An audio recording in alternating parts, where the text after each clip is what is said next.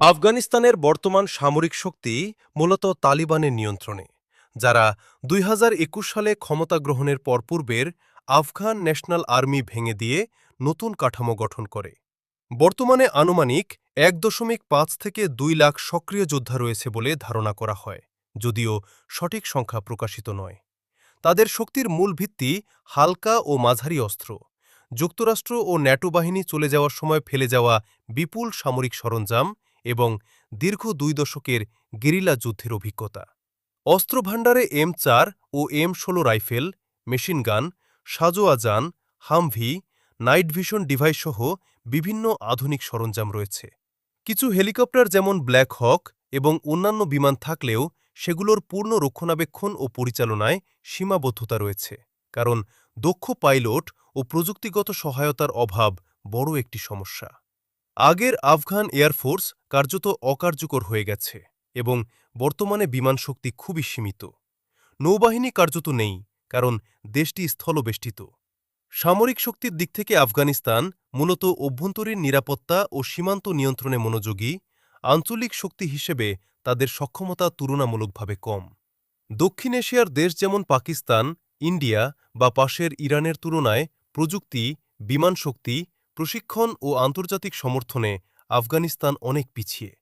তবুও অভ্যন্তরীণ নিয়ন্ত্রণ, দ্রুত মোতায়েন সক্ষমতা এবং দীর্ঘমেয়াদী যুদ্ধ অভিজ্ঞতা তাদের প্রধান শক্তি হিসেবে বিবেচিত। তারা কাবুল দখল করে ক্ষমতায় ফিরে আসে এবং এর মাধ্যমে যুক্তরাষ্ট্র সমর্থিত সরকার ও আফগান ন্যাশনাল আর্মি ভেঙে যায়। আগে যে বাহিনীটি প্রায় ৩ লক্ষ সদস্য নিয়ে যুক্তরাষ্ট্র ও ন্যাটোর প্রশিক্ষণ ও সহায়তায় গড়ে উঠেছিল, সেটি খুব দ্রুত ভেঙে পড়ে। বর্তমানে তালেবানের আনুমানিক ৭০,০০০ থেকে ১ লক্ষ যোদ্ধা রয়েছে এবং তারা যুক্তরাষ্ট্র ও ন্যাটো বাহিনী রেখে যাওয়া হামভি সাঁজোয়া যান, M16 ও M4 rifle, night vision device, কিছু ড্রোন ও হেলিকপ্টার ব্যবহার করার চেষ্টা করছে।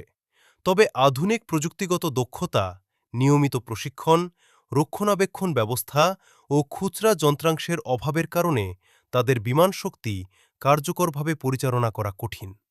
আফগানিস্তান ও যুক্তরাষ্ট্রের যুদ্ধ শুরু হয় ৭ অক্টোবর ২০০১ সালে।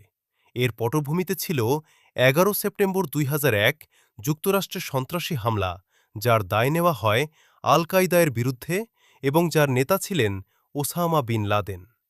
তখন তালেবান সরকার তাকে আশ্রয় দিয়েছে এমন অভিযোগের ভিত্তিতে যুক্তরাষ্ট্র আফগানিস্তানে সামরিক অভিযান শুরু করে।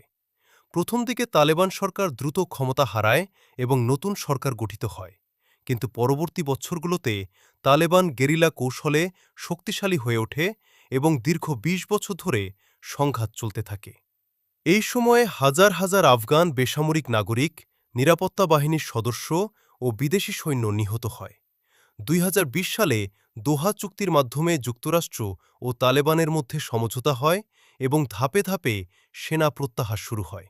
অবশেষে ৩০ আগস্ট ২০২১ সালে যুক্তরাষ্ট্রের শেষ সেনা আফগানিস্তান ত্যাগ করে এবং খুব অল্প সময়ের মধ্যেই তালেবান পুরো দেশের নিয়ন্ত্রণ নিয়ে নেয়। এর মাধ্যমে আধুনিক ইতিহাসের অন্যতম দীর্ঘ ২০ বছরের যুদ্ধের সমাপ্তি ঘটে এবং বর্তমানে আফগানিস্তানের সামরিক ও রাজনৈতিক